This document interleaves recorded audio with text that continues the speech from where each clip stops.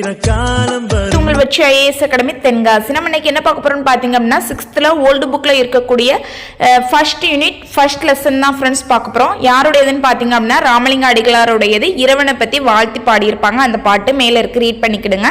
நம்ம இப்போ ஆசிரியர் நீங்க இன்னும் நம்மளுடைய சேனலை சப்ஸ்கிரைப் பண்ணலையா? சப்ஸ்கிரைப் பண்ணிருங்க. ஓகே, நம்ம இப்போ கொஸ்டின்ஸ் போயிடலாமா? ஃபர்ஸ்ட்ல என்ன கொடுத்துருக்காங்க பாருங்க.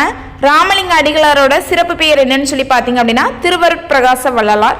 அவங்களுக்கு எந்த ஊருன்னு சொல்லி பாத்தீங்க அப்படின்னா கடலூர் மாவட்டத்தில் மருதூரில் பிறந்திருப்பார். அவருடைய பெற்றோர் யாருன்னு சொல்லி பார்க்கும்போது ராமையா சின்னம்மையார். அவர்களுடைய நூல்கள் என்னென்னு சொல்லி பார்க்கும்போது ஜீவகாருண்ய ஒழுக்கம், மனுமரி கண்ட வாசகம் அப்படின்னு சொல்றாங்க.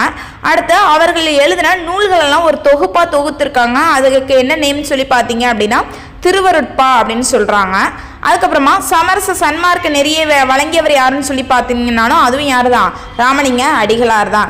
அடுத்து வாடிய பயிரை கண்டபோதெல்லாம் வாடிய கருணை மனம் இவருடையது அப்படின்னு சொல்றாங்க.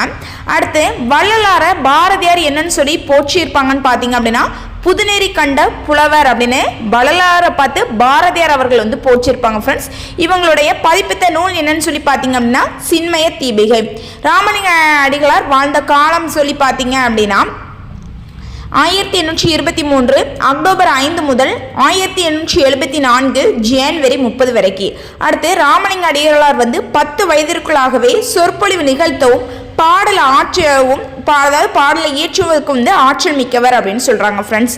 இந்த வீடியோ உங்களுக்கு பிடிச்சிருந்தது அப்படின்னா லைக் பண்ணுங்க, ஷேர் பண்ணுங்க. Thank you friends. எல்லோருக்கும் ஜெயிக்கிற காலம் வரும்.